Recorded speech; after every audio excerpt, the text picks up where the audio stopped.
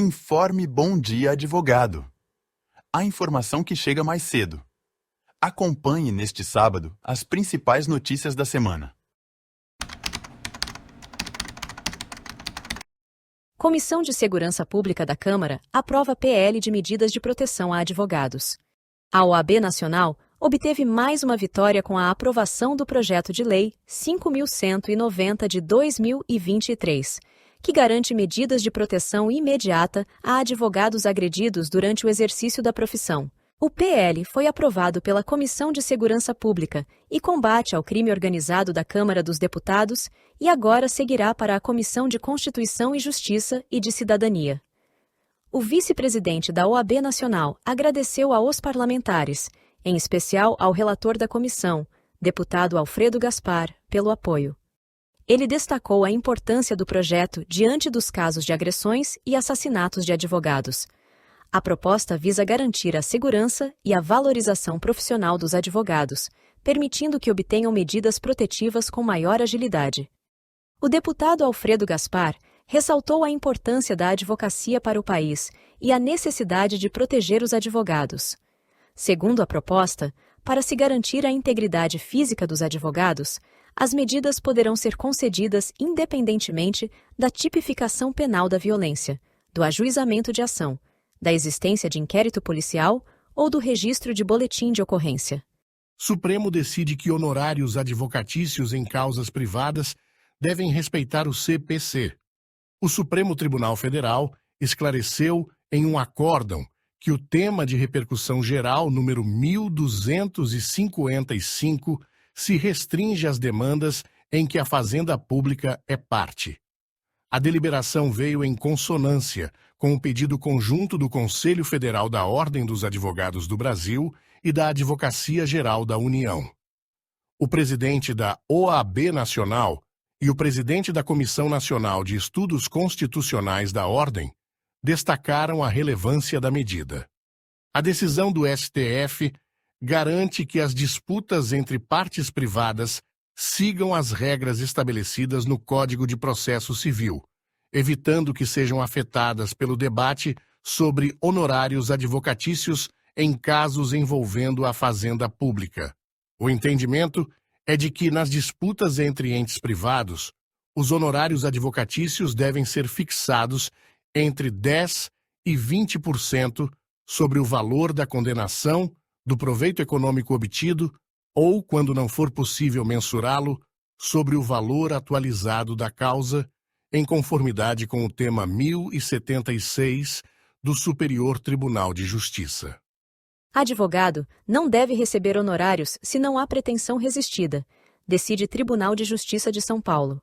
A 6ª Câmara de Direito Privado do Tribunal de Justiça de São Paulo decidiu manter a negação do pagamento de honorários sucumbenciais a um advogado, em um caso envolvendo a MRV Engenharia. O consumidor entrou com uma ação judicial pedindo a restituição de uma taxa de cancelamento de hipoteca, que foi prontamente depositada pela empresa requerida, sem contestação. O juiz de primeira instância decidiu que, devido à falta de resistência da ré em depositar o valor pretendido, o ônus dos honorários deveria recair sobre o autor da ação. O advogado do consumidor recorreu da decisão, mas o relator da segunda instância também considerou que não houve resistência na pretensão autoral, tanto judicialmente quanto extrajudicialmente. Segundo o relator, o princípio da causalidade estabelece que quem dá causa à ação deve arcar com os custos processuais, mesmo além da sucumbência. Essa decisão do Justiça de São Paulo destaca a importância de buscar soluções prévias antes de judicializar conflitos e reforça a necessidade de avaliar o interesse de agir do consumidor nos casos em que não há resistência à pretensão. Troca de mensagens durante a audiência revela tentativa de manipulação de testemunhas e resulta em condenação. A 5ª Vara do Trabalho de Guarulhos, São Paulo, condenou por má-fé um reclamante que combinou depoimento com testemunhas, fornecendo um roteiro de possíveis perguntas e respostas. A juíza descobriu a fraude após perceber que a esposa do autor estava trocando mensagens com ele durante a audiência. A magistrada pediu que ela se aproximasse e verificou que havia uma conversa com o marido, na qual haviam instruções. As testemunhas também foram solicitadas a mostrar suas conversas com o reclamante e todas tinham o mesmo conteúdo. A magistrada considerou que houve fraude processual e abuso do direito de ação judicial, visando enriquecimento ilícito. O reclamante foi condenado a pagar multas por má-fé e honorários advocatícios, e uma testemunha também foi multada por mentir sobre as jornadas de trabalho. Além disso, foi determinado o envio de ofícios para a OAB e a Polícia Federal para investigar as condutas dos advogados e o crime de falso testemunho, respectivamente. Juiz vê indícios de advocacia predatória em ações contra banco.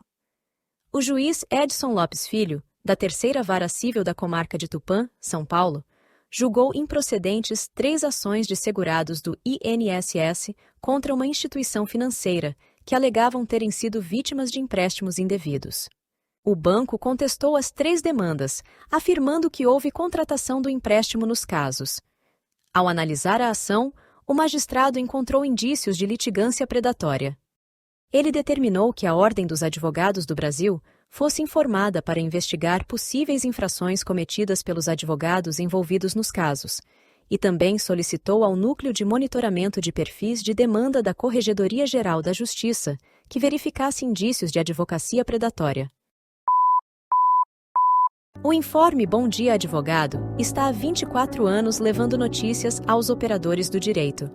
Visite nosso site e redes sociais, cadastre seus dados e receba gratuitamente o informe diário em seu e-mail ou pelos aplicativos de mensagens. Não esqueça de fazer a sua inscrição em nosso canal no YouTube e ativar o sininho.